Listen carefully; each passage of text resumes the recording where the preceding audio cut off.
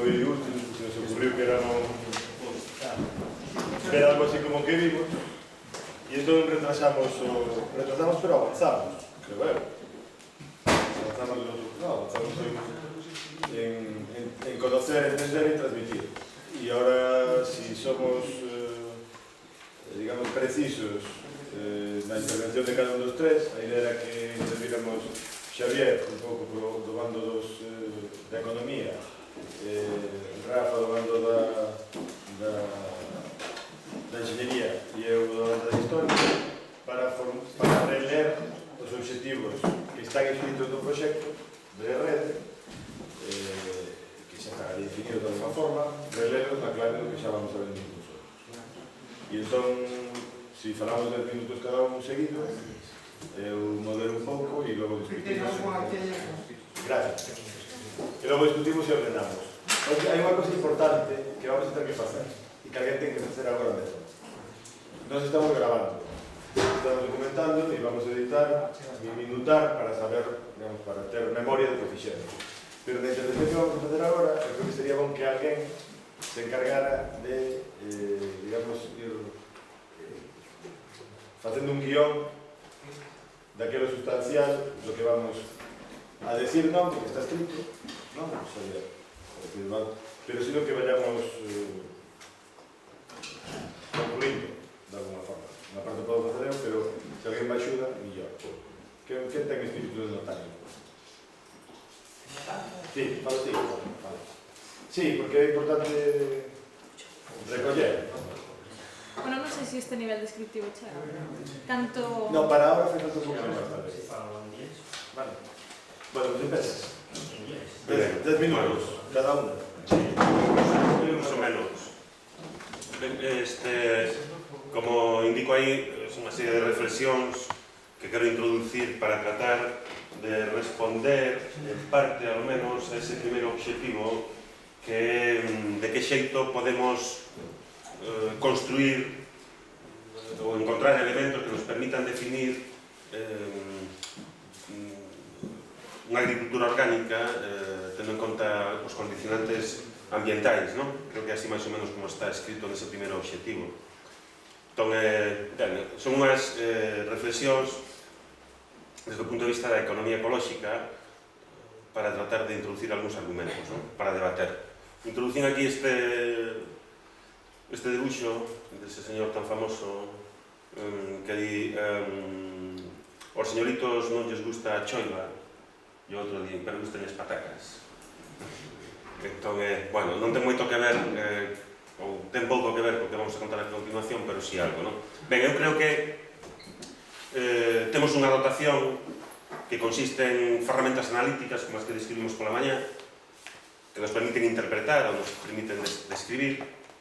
Ademais destas ferramentas analíticas temos capacidades froito das nosas distintas formacións e unha experiencia profesional e incluso vital que é a nosa bagaxe para pôr ao servicio dun propósito e ese propósito cal é?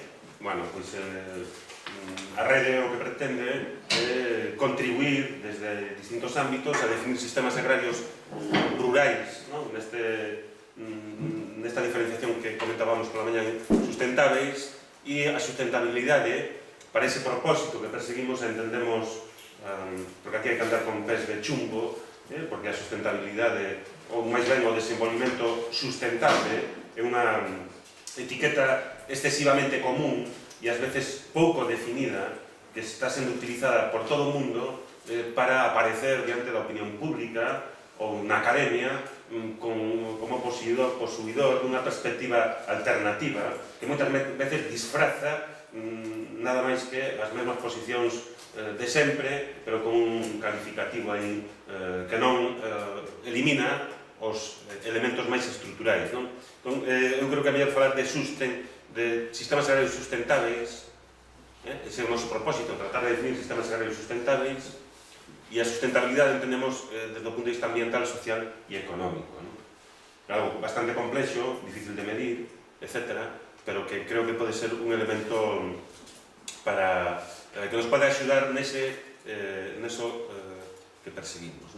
Ben, e o punto de partida, aquí o sinto polos nosos colegas de Instagram, deben utilizar agroecosistema orgánico, pero o subconsciente non me tomou a pasada e sigue utilizando de tradicional. Esta é, desde o noso punto de vista, este é o punto de partida, vale? Onde podemos observar a complexidade do sistema, non era algo simple de facer. Hoxe, moitas persoas do mundo rural serían incapaces de reproducir este agroecosistema, era complexo, polo tanto, era diverso, e establecía, alo menos, todas estas interrelacións entre distintos subsistemas. Esta é a unidade económica campesiña, que establecía relacións tamén, e a pesar de ese tópico de que era un sistema cerrado, non había intercambio, etc., pero había relacións con outras unidades económicas campesiñas, do seu entorno máis próximo, pero tamén intercambios cos mercados locais e, por suposto, intercambios cos organismos públicos. Fundamentalmente o pagamento da contribución, que era un problema importante ao que se enfrontaba. Pero esta parte de aquí, quizáis, a parte esta de aquí arriba, non nos interesa moito, pero o que máis nos interesa é o conxunto de interrelacións que se establecían entre distintas partes do mundo rural, cada unha cunha función dentro dun conxunto dun sistema e unha estrutura moi complexa e que, digamos que, se algún destes elementos desaparecese, o outro non tería sentido. Eu creo que a complexidade deste sistema, a diversidade funcional, a diversidade xenética incluso, a diversidade espacial que incorpora, aí están moitos dos valores que hoxe debemos tratar de entender, que xa entendemos, que están sendo analizados desde moito tempo, por moitos dos que estáis aquí, por outra xente, e que nos permiten definir estruturas de aproveitamento dos recursos que serían compatibles con eso que definía antes, o que non definía, que enumeraba nada máis de sistemas agrarios sustentables. Este sistema rural que definía antes, ou este agroecosistema tradicional, estaría aquí, os sistemas rurais e os pesqueiros tamén teñen unha característica específica en relación con calquera outro sistema desde o punto de vista da xestión dos recursos, e é que se apropia directamente da biosfera. Os labregos e os mariñeiros traballan directamente, internalizan, manipulan, conviven directamente, extraen, producen, transforman directamente a biosfera. Este é o intercambio ecolóxico do que falaba Víctor Toledo, que este intercambio ecolóxico directo, só se produce nesa membrana exterior da sociedade que son as sociedades rurais e as sociedades pesqueiras, porque os servizos tamén interaccionan, pero non se apropian directamente da biosfera. Isto é unha característica específica dos sistemas rurais, que evidentemente ten que ver co económico, co social e que biosfera, pero a particularidade é esta intersección de aquí, que precipita ou provoca a existencia de sistemas productivos específicos en función locais, por lo tanto, en función das características que teña esa biosfera ou ese medio, ese territorio, esa terra aquí neste lado. Ben, esta perspectiva para vos, que sodes todos, excepto, bueno, non, todos non, só enxeñeiros sodes uns poucos, o resto vimos das ciencias sociais. Nas ciencias sociais, esta perspectiva de indicar sistema económico como un subsistema do sistema social e ambos un subsistema da biosfera é un sacrilexio, é un pecado nun contexto de ciencias sociais, vale? Na economía, na socioloxía e na historia tamén, son os seres humanos, é a economía, é a que determina, a que establece os procesos históricos veñen determinados polo sistema económico, que isto non é mentira, pero non é suficiente para explicar a interacción entre o humano e o ambiental. Entón, na visión convencional, isto sería ao revés, estaría aquí a biosfera non sería máis que un subsector equiparable a calquer outro subsector e, polo tanto, sometido ás regras do sistema social e do sistema económico. Ben, pero esa non é a nosa perspectiva, sino que é esta. Ben, dito isto, creo que un dos elementos máis significativos para aprendermos co objetivo de definir sistemas agrarios que teñan o carácter sustentable e recoñecer que polo menos existen dous modelos de ciencia, non? De acordo? Ou dos modelos de coñecemento, perdón. Un que é a ciencia, que nos enseñan, aprendemos todos nas universidades, máis ou menos, e outro é a sabedoría, non? As posicións máis positivistas encádranse aquí arriba, claro, e o coñecer, o coñecemento persoal, localizado, concreto, non ten a valía que ten este coñecemento máis científico, non? Eu creo que a interacción entre ambas formas de coñecemento é unha das fórmulas que debemos tratar de utilizar na actualidade para definirmos sistemas agrarios orgánicos ou sustentables, porque a aposta única pola ciencia, a aposta única polo modelo industrialista, pola visión máis cientificista, é un modelo que para o mundo rural tense demostrado inútil, ao menos relativamente, non? A proba temos nos procesos de ocupación dos nosos agroecosistemas, non? Entón, a perspectiva da sabedoría, do coñecemento local, do coñecemento persoal, incluso das crenzas, do patrimonio inmaterial local, do que se falaba pola mañá, etc., son elementos interesantes para nuclear esa nova perspectiva, ese novo objetivo de definir sistemas agrarios sustentables. Pero ademais, isto creo que non o tiña ordenado así, pero ademais, desde unha perspectiva máis ampla da economía ecolóxica, deixeme comprobar unha cousa, é que esta transparencia ten que ir aquí.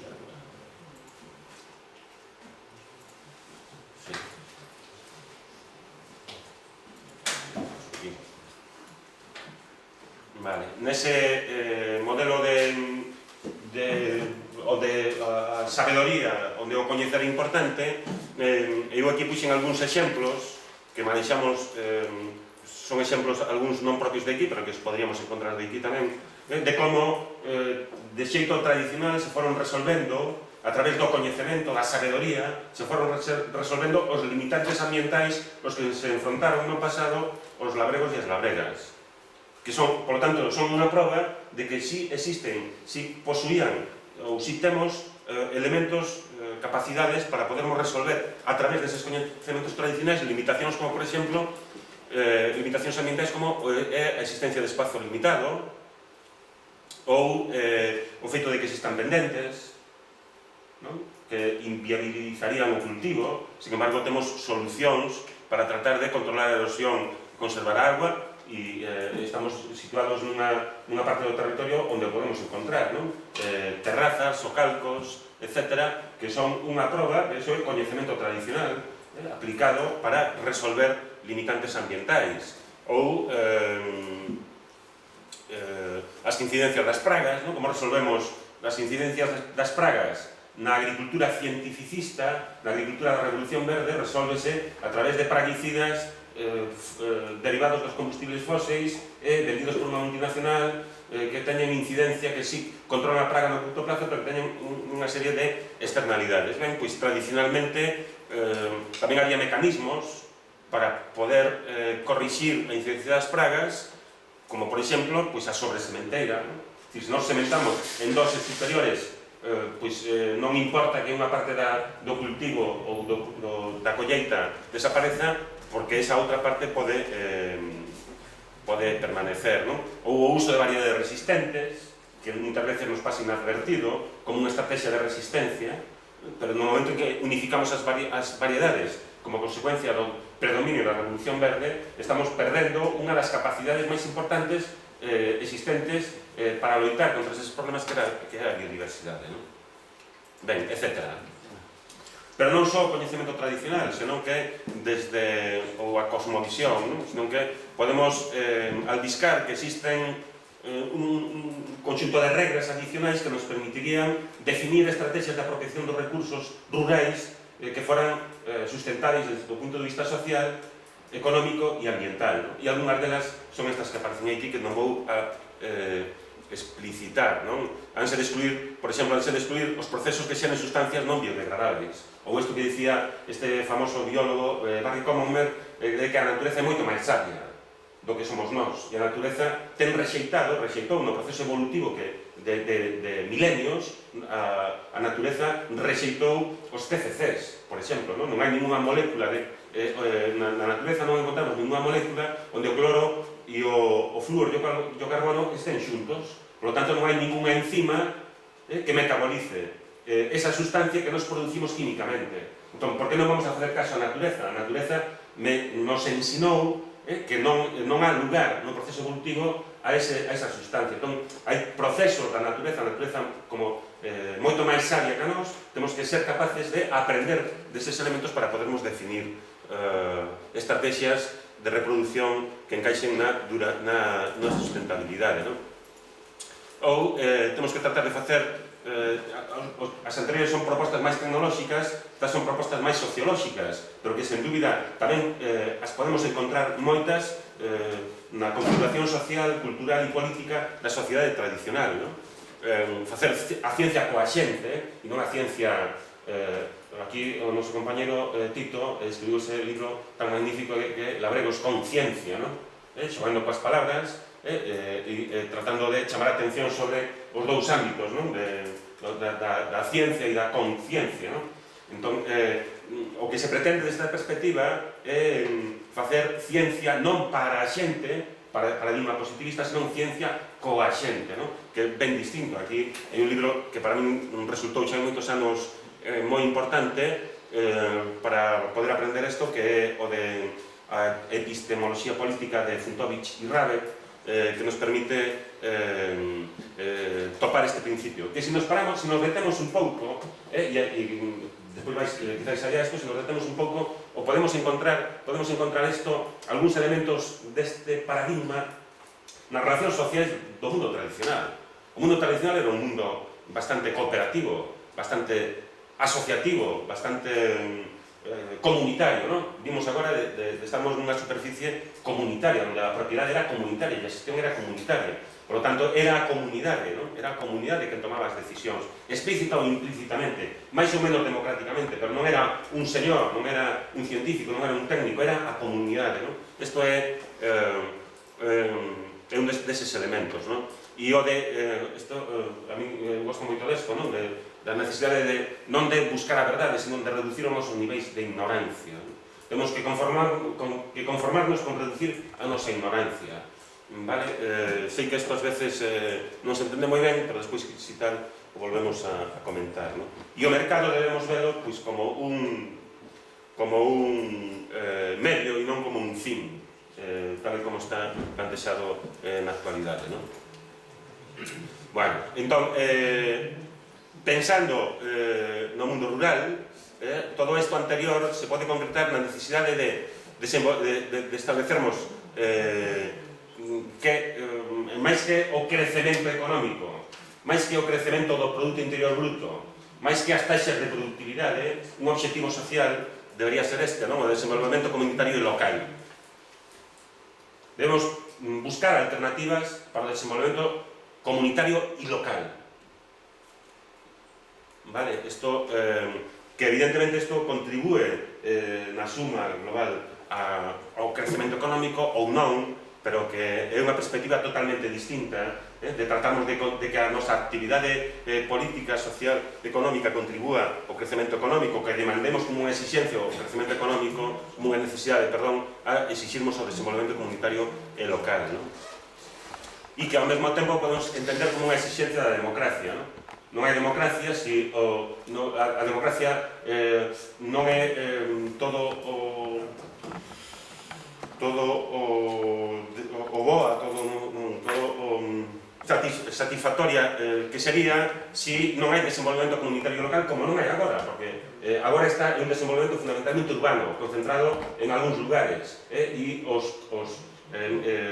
o único que se socializa ou que é comunitario son os custos, na grande parte dos casos, pero non os beneficios están concentrados. Entón, que non exista desenvolvemento comunitario local é un limite para as propias experiencias democráticas.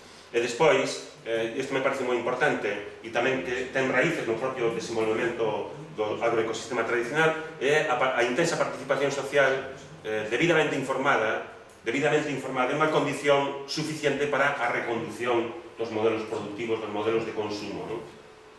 Vale? Esta, é dicir, e non estou falando de adoctrinamento, non? Vale? Non estou falando de adoctrinamento, estou falando de participación activa, vale? De eso que aparecía nunha transparencia anterior, da comunidade extendida de pares. Esa comunidade extendida de pares está formada polos legos e polos entendidos, non? O sea, é unha participación social debidamente informada. Bueno, entón, por reincidir novamente esas estrategias de desenvolvemento que queremos definir a partir desta rede, desde o noso punto de vista, tamén as podríamos definir como estrategias de supervivencia. A supervivencia é un concepto antonómico, contrario, non? Antitético ao crecemento económico.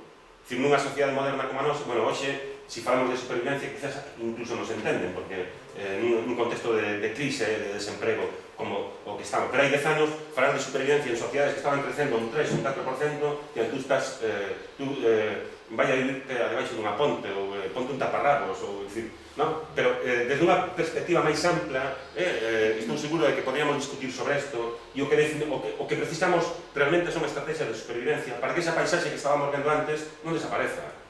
Porque que a dinámica poblacional que había da parte de lá e que hai da parte de aquí é unha dinámica poblacional que está conducindo a práctica desaparición, por lo tanto, a inexistencia. O objetivo é que desaparezcan, xa non é que crezan, é que supervivan, ¿no? Que haxa supervivencia, que persistan as persoas, que persistan os núcleos de población. Nos manexamos algúns datos sobre isto. En Galicia, o 5% dos núcleos de población nestes momentos teñen 0 habitantes. Un 5% dos núcleos de población teñen 0 habitantes. Isto é o que está ocurrindo, non? Entón, o que precisamos son estrategias de desenvolvemento de supervivencia que teñen que ser localizadas no sentido de que as propostas específicas como a agricultura tradicional do Courel tiña a mesma estrutura, o mesmo nivel estrutural que tiña a do Baixo Miño, pero a pesar de ter a mesma estrutura, a función era distinta, porque a dotación local de recursos era diferente, porque os coñecementos existentes eran diferentes, etc. E estas estrategias localizadas, é dicir, locais, teñen que o objetivo é maximizar o uso dos recursos internos dentro desa localidade ou minimizar o uso de inputs externos. É dicir, o equilibrio ou a eficiencia non debe vir medida únicamente en términos de productividade, senón en función do nivel de uso que se faga dos recursos internos existentes localmente e dos recursos externos. Pensemos en procesos de fertilización. A fertilización, podríamos comprar o 15-15-15 de Fertimón, ou abonos... Este, o amigo de Lourenzo, ou abonos foliares producidos pola Bayer en Suiza ou en Kenia, vale? Ou podríamos, isto serían custos externos, ou podríamos tratar de definir estrategias que nos permitan reducir o uso deses recursos externos, porque temos recursos internos, tanto coñecementos, capacidades, como recursos físicos que nos permitirían definir estrategias que se fundamentasen neses recursos internos, non? E, evidentemente, a máxima participación social. Ben, os tres exemplos que simplemente vou a plantear aquí de experiencias, de EPIs, ¿no? Experiencias productivas e innovadoras, productivas ou de consumo innovadoras, que podemos encontrar na sociedade galega e na sociedade española, son estas, ¿no? Unha é que comeza a haber unha rede, un tecido de experiencias de consumo comunitario a marxe dos sistemas de distribución fundamentados en na produción local e moitas veces produción local e orgánica, no nivel de coñecemento que teñen os produtores e os consumidores, é dicir, liñamentos, elementos estruturais que reproducen no século XXI as características dos procesos de produción e de consumo do agroecosistema tradicional ou orgánico. Estas experiencias que seguro que coñecedes todos, algunhas se desenvolven en Compostela, en Lugo, en Pontareas, en Vigo, en Ourense, pero tamén en Madrid, no País Vasco, en Barcelona, etc. En Andalucía, nós estamos facendo un traballo de recompilación de algunhas destas experiencias, e aquí hai nas de todo o Estado. Aquí as que son galegas son das que están aquí, que hai máis: Eirado, Árbore, Semente e a Xoaniña e o Grelo Verde. Vale? Unha segunda experiencia esta, Monte Cabadar, outra EPI, quen non o coñeza o debería coñecer. Esta é unha experiencia innovadora tanto tecnolóxica como socialmente, porque a vos non volvo a preguntar porque moitos a coñecedes, non? Pero moitas veces pregunto, cando conto esta experiencia por aí, pregunto, a ver, por favor, indicaime onde está situada unha experiencia que manexa, nunca me sei os números de memoria, 400 propietarios deciden montar unha cooperativa de explotación comunitaria da terra por os títulos de propiedade enriba dunha mesa para que as decisións sobre esa terra se tomen a partir dese momento de forma colectiva nunha asamblea de propietarios. Mancomunan a xestión, socializan a xestión, de acordo, e introducen criterios de manexo que tratan de reproducir eses criterios que apuntaba antes do agroecosistema tradicional ou orgánico. Onde está esta experiencia? En Finlandia, en Holanda, en París, en non sei, non, está na Estrada, é na Estrada, non?